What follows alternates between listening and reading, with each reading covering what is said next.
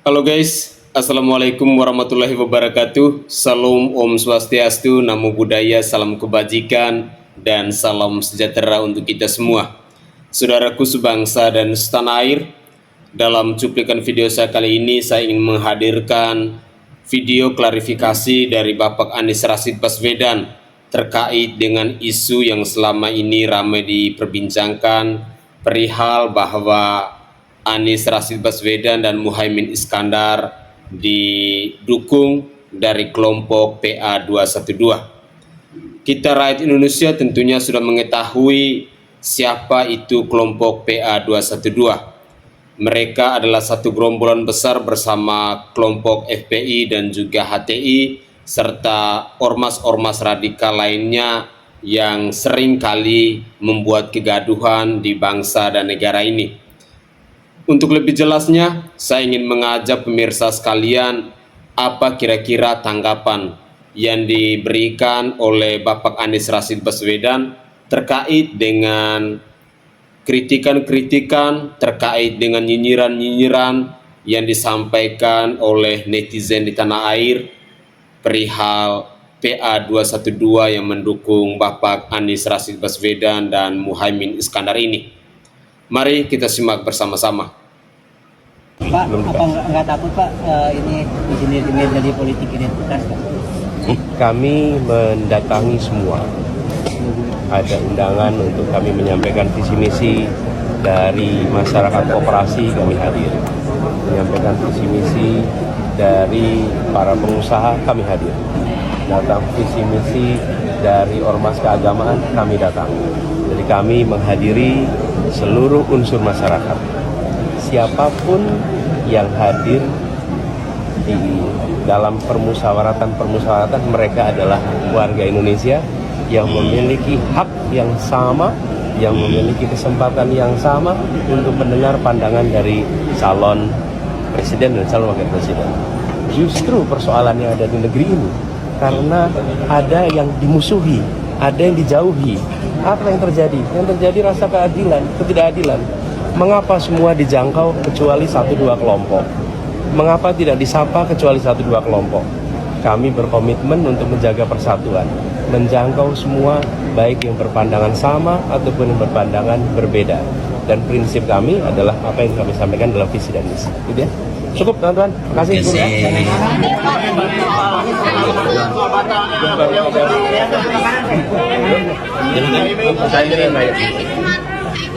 Ayo. Apa? Kemarin ada beberapa pihak yang melaporkan Caimin ke Bawaslu terkait pantun yang disampaikan di saat pemilihan. Oh, kita lihat nanti karena bukan kampanye kok, itu hanya pantun. Dia menjalani proses yang akan dilakukan Bawaslu. Kita lihat aja, kita tunggu aja. Itu terlalu berlebihan nggak sih? Ya biar aja, namanya aspirasi kan beda-beda. Siap masyarakat beda-beda. Yang jelas kita bersyukur dukungan semakin kuat kepada Amin, apalagi dukungan dari para kiai, para ulama yang punya masa besar, itu harus kita syukuri. Dan tentu ini menjadi bagian dari upaya kita memenangkan Amin 2024. Amin. Ya, kita sangat optimis karena survei-survei tertentu yang tertutup yang kita jadikan policy, alhamdulillah sangat bagus. Cukup? Disampaikan oleh Ustadz Soekarno dukungan sebenarnya terarah kepada pasangan Amin karena tadi disebutkan juga tidak lagi mau mendukung calon yang berkhianat begitu. Kalau itu tanyanya ke Beliau udah tanya. Ya, kita lihat saja. PA212 hanya undang Anies Caimin ke Ijtima Ulama. Ada apa begitu kan ya? Ini tanda-tanda bahwa dukungan ya kepada Anies Baswedan ya. Sejak awal sudah mewanti-wanti begitu kan. Saya sudah mewanti-wanti bahwa wah ini ada dukungan besar begitu kan ya. Katanya sih hampir 30 juta ya dari PA212 dan simpatisan mereka begitu akan gabung kepada Anies Baswedan. Nah, jadi artinya apa? Artinya sudah jelas bahwa pendukung-pendukung Prabowo hari ini begitu kan di 2019 sudah beralih kepada Anies Baswedan begitu dengan Caimin di situ begitu ya. apalagi ada PA212 yang masanya cukup besar begitu kan. Bukan tidak mungkin Anies Baswedan bisa menang satu putaran begitu ya. Saya yakin bahwa bisa saja menang satu putaran begitu kan. Karena apa? Karena pada hakikatnya ya yang selama ini begitu kan ya digaungkan oleh PA212 ya mencari sosok pemimpin yang baik di situ begitu. Tentu ini mengarah kepada Anies Baswedan. jadi banyak spekulasi begitu, ada yang masih kepada Prabowo begitu kan ya. Bahkan PA212 hanya undang Anies Caimin ke Ijtima Ulama ya di situ begitu ya. Kalau mau menang ya Anies ya 212 mending diam dulu, koordinasi di bawah aja, jangan narik pas Anies ya. Narasi ente nggak bagus, biar Pak Anies dan tim yang bekerja katanya begitu ya. Kita lihat saja. Nanti capres dan cawapres yang mendapatkan dukungan dari hasil ijtima ulama pasti akan mendapatkan serangan isu radikal-radikul ya, teroris dan sebagainya begitu kan ya. Jadi kita lihat saja apakah masuk radikal-radikul dari dulu 2017 begitu sampai sekarang, apakah radikal-radikul begitu kan ya. Sudah muncul nih begitu dukungan Anies Baswedan dan khilafah begitu kan katanya ya. Padahal ya isu-isu tersebut saya kira ya gimana begitu kan. Padahal berharap nggak berafiliasi sama yang gini-gini lagi. Udah bener silaturahmi ke pondok-pondok pesantren di berbagai daerah begitu. Ya wajar kalau ada dukungan kepada siapapun begitu kan ya. Karena dukungan itu kita jelas bahwa yang terjadi selama ini kepada siapapun ya sah-sah aja begitu kan ya. Karena itu dukungan begitu kan. Kepada siapapun ya kalau mau didukung ya silahkan begitu. Tidak menjadi masalah kok begitu kan. Jadi artinya apa? Artinya selama ini ya menunjukkan bahwa ya eksistensi untuk kemenangan Anies Caimin itu memang benar-benar nyata di depan mata begitu. Kita akan buktikan saja begitu. Karena apa? Karena pada hakikatnya ya hal-hal seperti ini begitu kan ya yang kemudian diharapkan karena suara-suara mereka banyak loh begitu kan ya. Pak Prabowo begitu tanpa ada dukungan PA212 di 2019 begitu dia melempem begitu kan. Kalau hanya mengandalkan simpatisan mereka begitu kan, walaupun ya partainya sudah besar pada waktu itu begitu. PA212 ngapain sih ya cawe-cawe politik, nggak kapok dulu jagoan kalian kalah katanya. Politik jual agama. Ini banyak sekali yang kemudian komentar-komentar netizen begitu kan ya. Serangan demi serangan ya menuduh radikal-radikul sana sini begitu. Pada akhirnya tidak terbukti mereka begitu ya. Saran aja buat Anies nggak usah datang ya membentuk dua kubu saling serang. Jangan kemudian menjatuhkan diri sendiri dengan hadir kemari katanya ya. Di satu sisi yang minat pilih Pak Anies ya karena paparan gagasan dan visi misi mereka. Tapi satu sisi kok ada fans Madridnya. Jadi tidak apa-apa datang ke sini tidak apa-apa begitu kan ya. Dicap radikal-radikul ya terserah begitu kan. Yang penting ya tidak benar-benar kenyataan begitu kan ya. Semua orang banyak ketika dekat-dekat ini ya dicap radikal-radikul dan sebagainya begitu kan. Ini kan aneh mereka begitu. Jadi artinya apa? Artinya selama ini banyak kekacauan yang kemudian begitu kan ya seolah-olah ya yang dituduh radikal-radikal tidak terbukti sama sekali sampai hari ini begitu kan. Katanya toleransi ya intoleran dan sebagainya di Jakarta gimana 2017 begitu kan ya. Biarlah waktu yang akan menjawab ini semua begitu.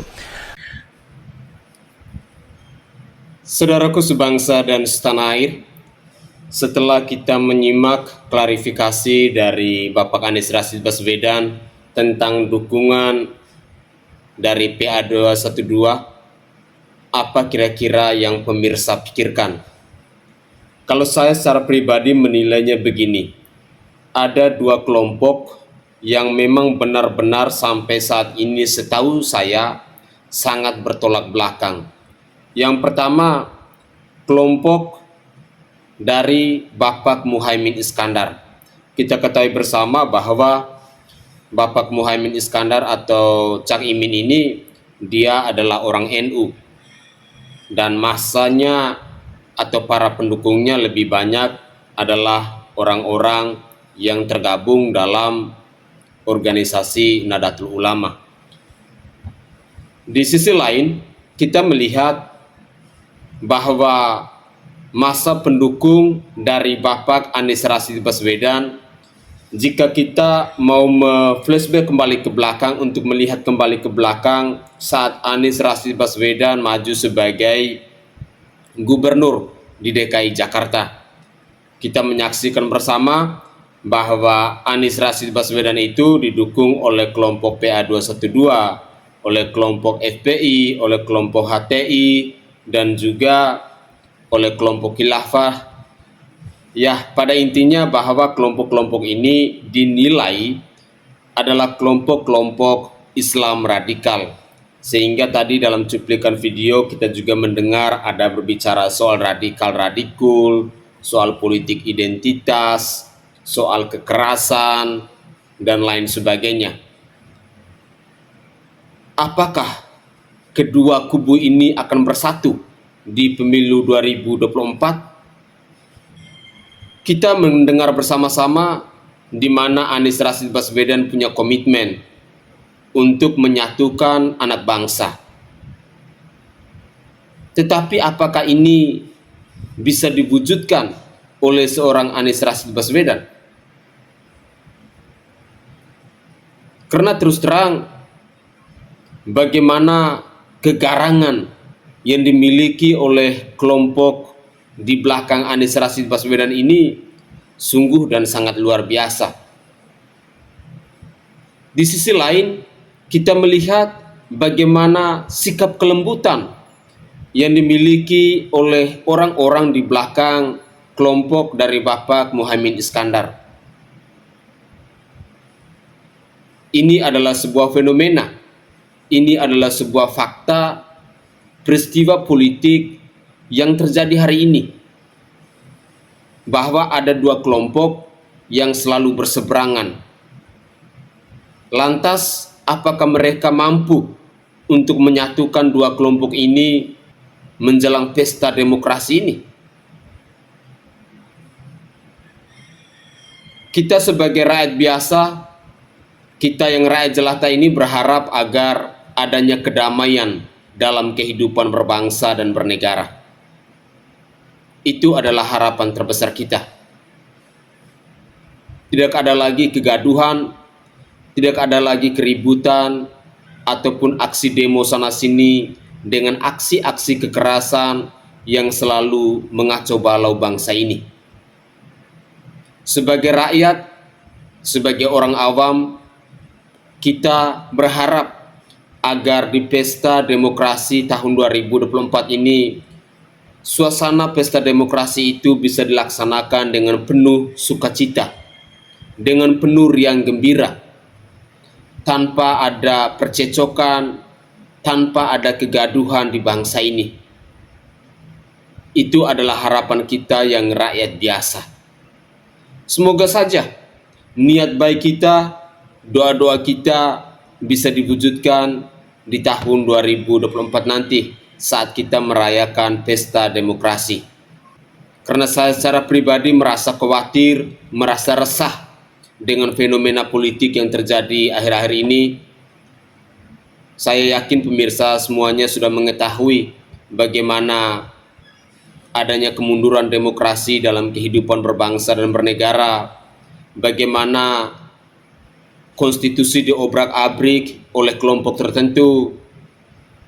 Belum lagi akhir-akhir ini kita melihat dan mendengarkan adanya pencopotan baliho, pencopotan atribut partai dari capres-cawapres tertentu. Tentu ini sangat meresahkan kita. Sehingga tadi saya katakan bahwa adanya kemunduran dalam kehidupan berdemokrasi di negara kesatuan Republik Indonesia ini. Rakyat tentunya tidak berkehendak hal ini terjadi. Rakyat menginginkan adanya perdamaian, adanya ketentraman, saling percaya, saling membangun hidup bertoleransi antara agama yang satu dengan agama yang lain. Itulah harapan rakyat. Semoga saja niat baik kita bisa diwujudkan. Saya Sainai dari Provinsi Nusa Tenggara Timur. Saatnya kita yang rakyat jelata harus berani untuk bersuara. Saya berharap mari kita selalu berpikir kritis, kita selalu menggunakan logika akal sehat kita untuk memilih pemimpin di tahun 2024 nanti. Ada Bapak Anies Rashid Baswedan bersama Muhaimin Iskandar, ada Bapak Prabowo Subianto bersama Gibran Raka Buming Raka, dan ada Bapak Ganjar Pranowo bersama Bapak Profesor Dr. Mahfud MD. Dari ketiga pasangan capres-cawapres ini, silakan tentukan pilihan, silakan gunakan hati nurani, silakan gunakan logika akal sehat untuk memilih mereka di tanggal 14 Februari 2024 nanti.